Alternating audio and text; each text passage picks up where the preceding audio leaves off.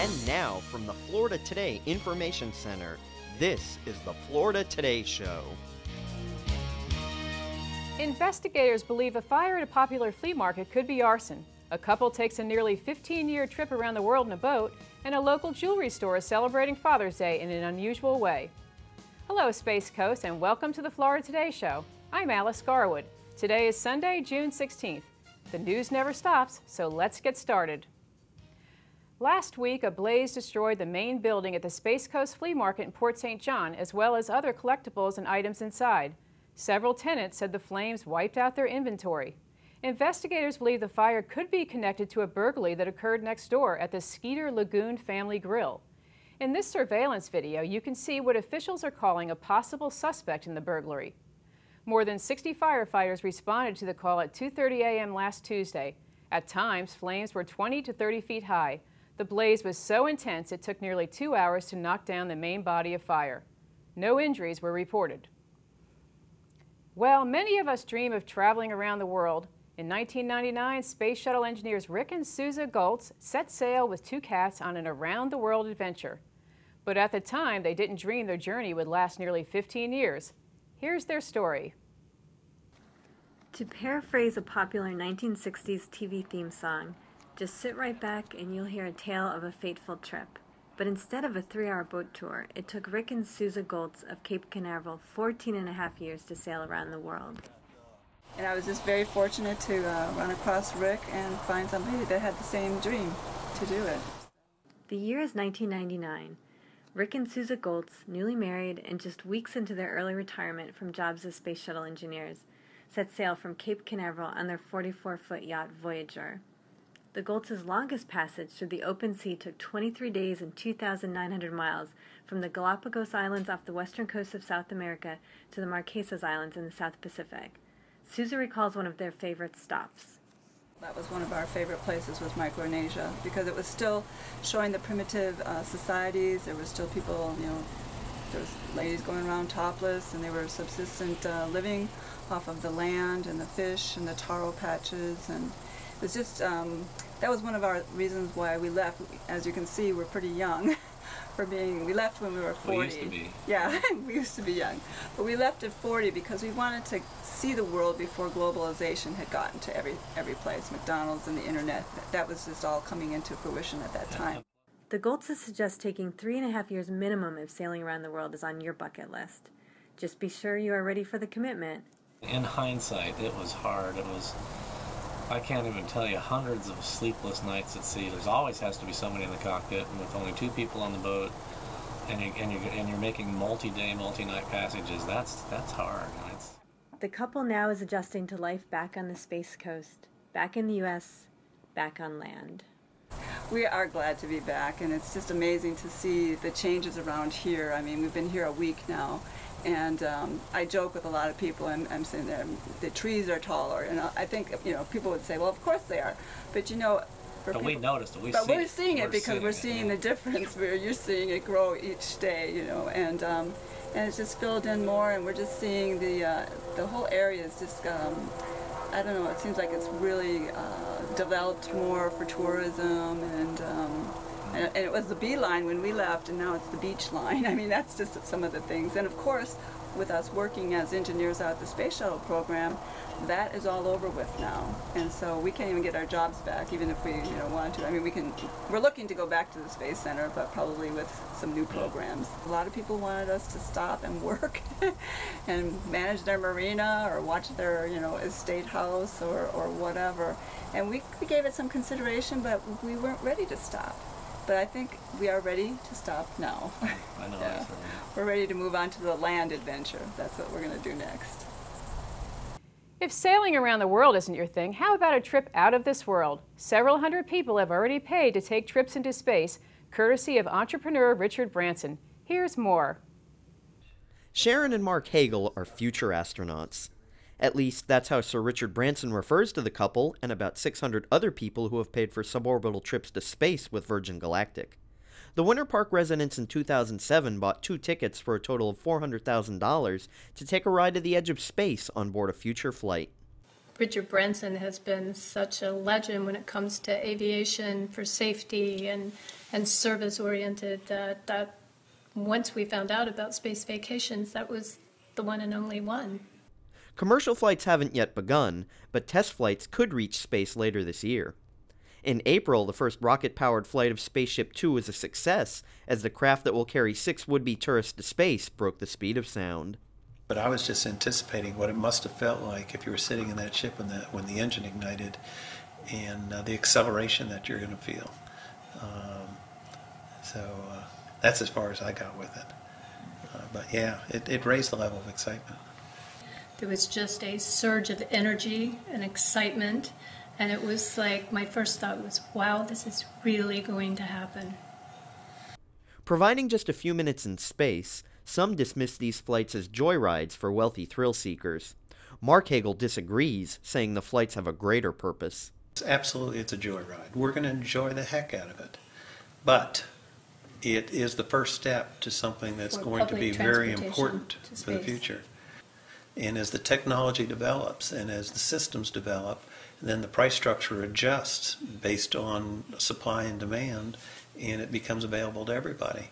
The group of future astronauts also has helped start and run a nonprofit, Galactic Unite, which encourages students to study science, math, and entrepreneurship, providing scholarships and opportunities to fly experiments to space.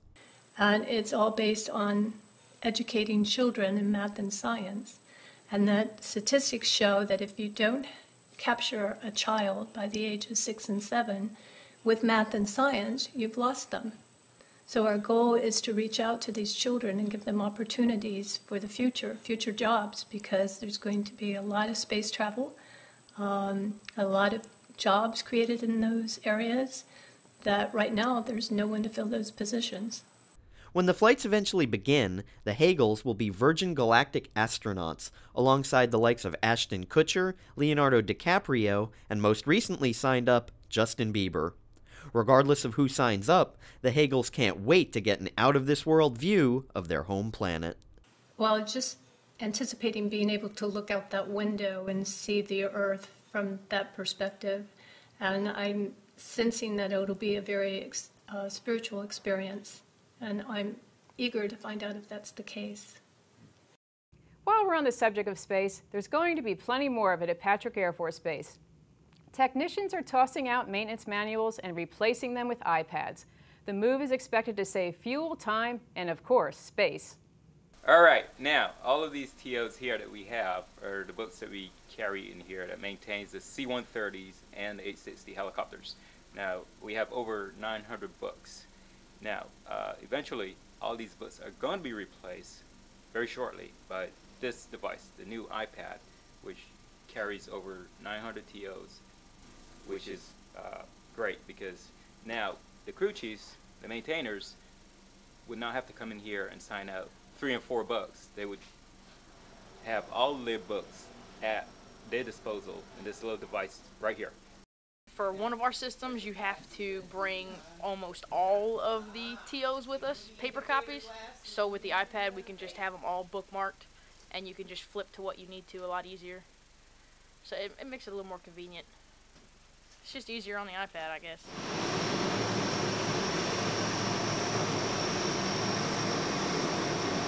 Meanwhile, Patrick Air Force Base has a new top officer. On Wednesday, Nina Armagno first became the Air Force's newest Brigadier General and then took command of the 45th Space Wing.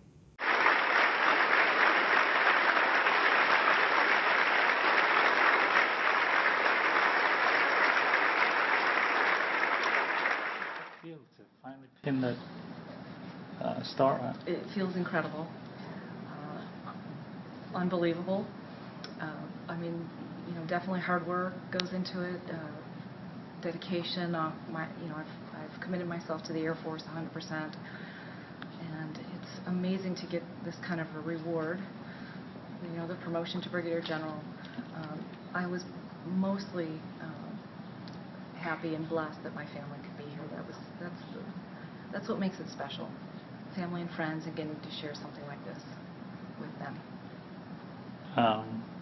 Your dad told me, he says, My dad's talking to the media. Yeah. And your husband. And your mom. He says he told me that 58 years ago when he immigrated here, he never had any idea that he would have a daughter. No. You know, he never dreamt of anything like No. this. And what's wonderful is my father's father, my Italian grandfather, was a carabiniere, which is a special police force in Italy, and he reached the highest rank you could on the enlisted side. So he was the equivalent of a chief, master sergeant. And I don't think any of us, would have ever thought that another Armagno would follow in those footsteps. But we are all certainly proud that it is.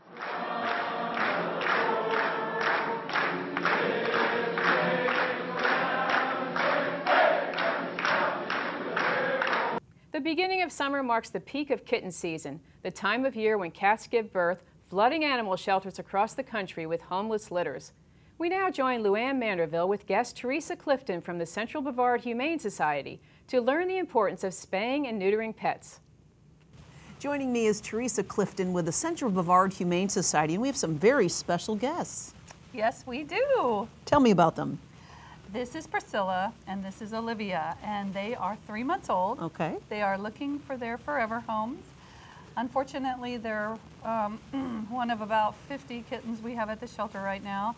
June is Adopt a Shelter Cat Month for a reason, and it has a lot to do with these little guys here, because cats' peak breeding is June, July time frame. Gotcha. These guys are just, like I said, two of many that are looking for homes. So we thought we would bring them in, and so that it reminds everybody to spay or neuter their kitties, because if not, then this is the result. And these guys just are looking for their forever home. Just really quick, what type of cat do you think she is? Well, she is your typical domestic long hair kitty. She's our black with white undercoat, and even though she's a kitten, you can see by her fur that it's going to be very long. It's very soft, and she's very sweet. She's named Priscilla because she is a little on the prissy side. I see that. I see that. You can tell that already by her character. And I don't know if they can see, but we have a short tail here. Yes, Olivia, she was born this way. Her tail has the natural ending with the black on the tip. They call that a bobtail. Okay. She's not a Manx. A true Manx has no tail. So hers is a little bobtail because she's got about that much of it there. Sometimes they call it a birth defect. We just say that's just the way she came. No, she's Isn't beautiful. that just the way you came? And she is a one of your domestic short hairs. Okay.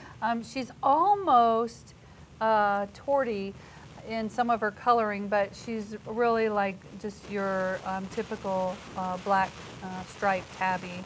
They're only, between 8 and 12 weeks old, so they do not have rabies shots.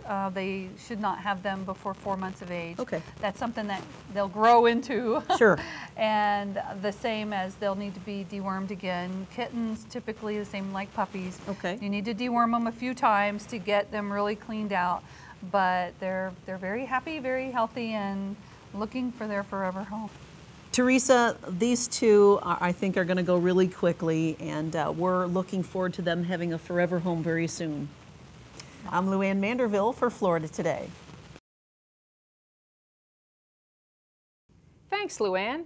Well, today is Father's Day, and for Stacy Sullivan, it's a day of reflection. 20 years ago, she lost her father, Doug Sullivan, who founded Sullivans Jewelry in Melbourne. Known as Diamond Doug by family and customers, he was only 41 when he lost his life during a dirt bike race. This Father's Day is special to our family as Doug Sullivan Sr. has been in heaven for 20 years. He died just before Father's Day in 1993, and being 2013, we just want to commemorate his life and celebrate his life here on earth. Today, Stacy Sullivan is paying tribute to her father by inviting owners of jewelry created by Doug Sullivan to visit the store to get their treasures cleaned and polished free. We would like to invite all of his customers who have a one-of-a-kind special piece that he made just for them to either bring it in, have it refreshed, polished, give it a brilliant makeover and a photograph so we could put it in an album. And also, if it's not convenient to stop in, just email it to us or post it on Facebook. We would love to get a vision of what you have enjoyed for the last 20 plus years, as well as hear your stories about Doug Sullivan. The best piece of advice that my dad Doug gave our family was to do a job 100% if you're going to do it, and he was the best at that. We've tried to carry that on in his legacy and always make sure that the quality control has stayed the level that he has expected, and it's always such a really honor to have our customers bring us pieces that mean the world to them and entrust our family with that. So we really appreciate all of that through the years. Jewelry owners have through this month to bring their pieces to Sullivans, located on US 192 in Melbourne. We round out this week's show with a visit from our entertainment crew. There's always something to do in Brevard County, and Susie Fleming-Leonard and Jennifer Sangalang tell you what to look forward to heading into this week. Hi, I'm Susie Fleming-Leonard. And I'm Jennifer Sangalang. Pam Harbaugh is on vacation this week, so Jennifer was kind enough to sit in with me and talk about some fun entertainment things that are happening. You'll be hearing more from her next week when she introduces the new Transformers ride, but we'll talk a little bit more about that in a few minutes. First, let's talk about, what is this, the Not Quite Right Improv Academy. That's right. It's round 2 for them. A couple months ago, they introduced it to Brevard County residents in case you wanted to get a couple lessons on being funny or projecting in front of a crowd or all that other good stuff. Anyway, you get a chance again to do that, and this time it's not the Henniker Center. It is at the EGAD Art Lab. The EGAD Art Lab. What a fun place that is. Definitely. And this, of course, is led by Jessica Taylor. She is, she's a local actress. She's also local journalism teacher at Edgewood Junior Senior High School. Really talented lady, and it sounds like this could be a fun class. And even if you don't ever plan on doing stand-up comedy, I think it seems like it would be something that would help you build your confidence. I think so. And make you feel more comfortable talking and interacting in front of a crowd, which I think we can all use a little help with that. I know I can. Definitely. Well, no, I don't mean definitely you can. I meant I wasn't saying just you. You know that though, right? I know. Okay, good. Also, we've got, I wanted to call them the LACs, but Jennifer corrected me. It's the LACs. The LACs, like relax or chillax. And they, before we started taping, Jennifer was telling me about this group. They're a country rap group. Right. I'm trying to marry that in my mind. They're welcome with open arms in the country music, society, but rap not so much. You're still kind of on the fence. But yep, they do country music. They rap about it. They're a little southern rock. They're actually coming back to Brevard. They were here earlier this year for Runaway Country Space Coast Music Festival, and they're going to be at the county line on Friday. Oh, that sounds like fun. That sounds like a fun concert.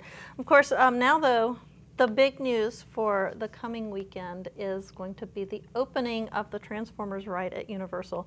And I know Jennifer is excited about this. But as excited as you are, you have talked to some people who are even more excited. Oh, super fans. I thought I was a fan, but I found quite a few number of super fans out there. There's one guy who has, I think, 13 or 14,000 Transformers action figures 13,000 in his home. 6,700 in his room alone, and I think another 7,000 out in his shed out back. But really interesting. Does this guy have a wife and family? He has a girlfriend. Yes, he has a girlfriend. Okay, so is she kind of like Penny on The Big Bang? I think so. Yeah, she reached out to me actually. She said you got to interview this guy. I keep imagining one of the characters from The Big Bang Theory with all of these collectibles. How dare you assign me to guard duty, Megatron? I am Starscream! Been a Transformer collector for many, many years, back since 1984 when I started collecting Transformers. Like I say, I'm not a big collector of anything else, but I love Transformers. I don't know, back when I was a younger man, back in the 80s, I thought they were a great little toy and this and that, and I had a few, and I thought, man, this is a great toy. It's a jet, but it's also an action figure. This is really cool. You know, you had to be a little mechanically inclined to mess with them and whatnot to do them right. And they're one of the few toys you don't have to plug in or have batteries to enjoy. So I started collecting them. You know, a couple here, a couple there, and like I say, over the years it turned into this craziness that you see before you. So, do some dusting on him, but he's a classic combiner named Computron. He was an Autobot. He had it turned into 5 little robots. In the room, I've got about, at least 4,000, give or take. In my shed, I've got maybe twice that. It's a toy that challenges your mind, keeps you intact. I mean, it's something you got to think about. It's not just the kind of toy that you just go ahead and, well, I'll plug this in and start flipping my fingers and it'll be great, you know. Transformers were always more than that. They were, you know, they're box puzzles back in the day. But today they're, you know, we consider them toys, but some of them are so advanced there's a lot of adults who cannot transform them. And then there's some that are so basic that toddlers can do them. A buddy of mine's already gotten me the exclusives that you can only get at Universal Studios, but I have not been there yet. You can go to Universal Studios and you'll be able to get the exclusive evac. He's a robot, but he's actually the theme park ride. This is what you'll climb into when you go on the ride. I haven't seen it yet, but I already know all about it. And yes, Optimus Prime is going to take you. You start off, he walks up to you, transforms, and you're inside of him. And then the ride begins.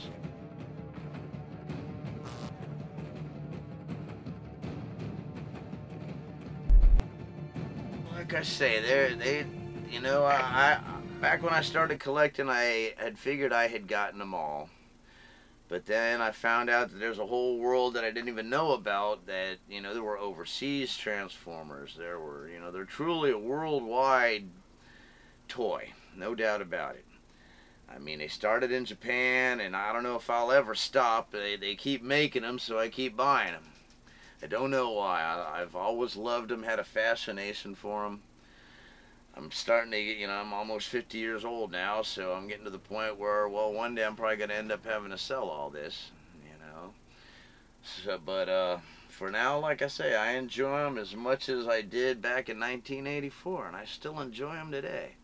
The ride, it opens on Friday, correct? Right. Well, the grand opening is on Thursday at Universal Orlando. Okay. It's going to be packed on Thursday, Friday, Saturday, pretty much till the end of time. But it does sound like it's going to be a lot of fun, and we'll have more information on that in next week's TGIF if you're interested and want to check that out. But it's also summertime, and I don't know if you've noticed, but this week it has gone from being kind of a warm, muggy spring to flat out hot. Oh yes, summertime. It's hot out there. And you know, my favorite thing to do in the summer is escape to a nice, cool, I was going to say quiet, but it's not quiet, a nice dark air-conditioned theater. And there are a couple of movies that are opening. There are.